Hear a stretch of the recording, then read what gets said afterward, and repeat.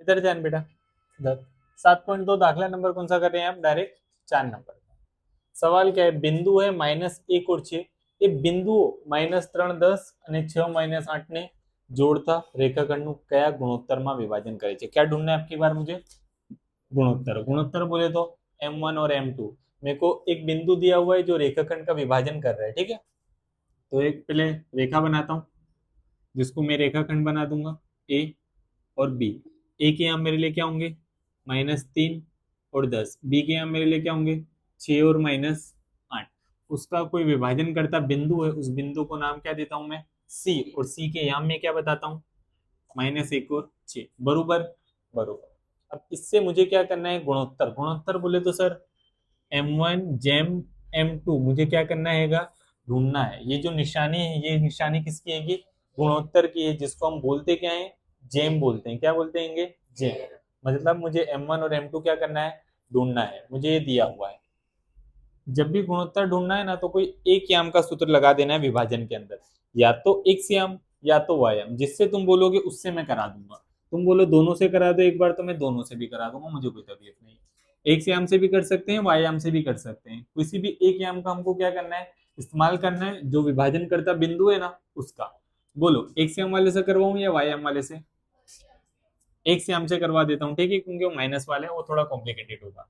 तो विभाजन का जो सूत्र है ना, वही लगाएंगे अपने एक्स याम बराबर विभाजन का। एक्स याम का अपना सूत्र क्या है, m1 x2 plus m2 x1 नीचे m1 प्लस m2, जिसमें मुझे m1 और m2 क्या करना है, ढूंढना है। x1 y1 और x याम तो मेरे पास है। ये जो पहला है ये मेरे लिए क्या आएगा, एक्स याम है, और जो दूसरा है वो मेरे लिए क्या आएगा, वाई याम है। ये मेरे लिए x1 होता है, ये मेरे लिए y1 होता है, ये मेरे लिए x2 होता है, और ये मेरे लिए क्या होता है, y2 होता है। वैल्यूज तो मुझे दी हुई है सारी की सारी।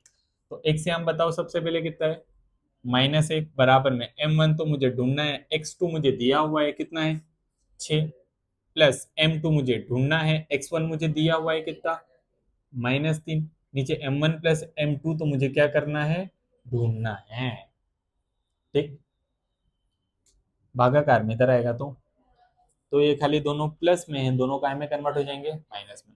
यानी कि -m1 -m2 बराबर में 6 गुणिया m1 प्लस, लेकिन ये प्लस और यहाँ पे क्या है माइनस, तो प्लस माइनस 3 गुणिया m2 3m2। नीचे से तो चले गया, चले गया। क्या करने का, m1 वालों को एक साइड, m2 वालों को दूसरी साइड रखने का। ठीक है, m1 हमेशा ये साइड रखने का, m2 हमेशा ये साइड। तो ये m1 तो इधर ही रहेगा, प्लस 6m2 क्या है, प्लस है, क्योंकि निशानी कहाँ होती है, आगे। आगे कोई निशानी नहीं, मतलब क्या समझने का, प्लस। प्लस 6m1 इधर आया बेचारा, -6m1 बराबर -3m2 का -3m2, -m2 इधर आया तो +m2। आगे कुछ नहीं है, मतलब कितना होगा, एक तो होगा, तो माइनस माइनस 6 में एक मिलाया 7m1, लेकिन कैसा, माइनस। माइनस माइनस प्लस करते हैं, लेकिन निशानी कौन सी लगती है, माइनस की लगती है। बरोबर, बरोबर।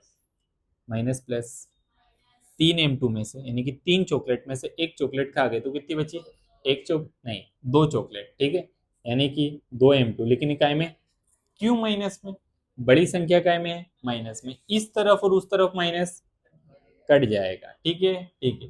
अब m1 और m2 को एक साइड करने का, और संख्या जो है उसको दूसरी साइड, तो m1 तो इधर ही रहेगा, m2 गुणाकार में काय में आएगा, इधर आएगा तो भागाकार में, ऊपर 2 का 2, 7 गुणाकार में था, इसको हटाऊंगा, इधर आएगा तो, ठीक है, क्योंकि जब मैं इसको रिवर्स करूंगा तो वापस मुझे वही कीमत क्या हो जाएगी।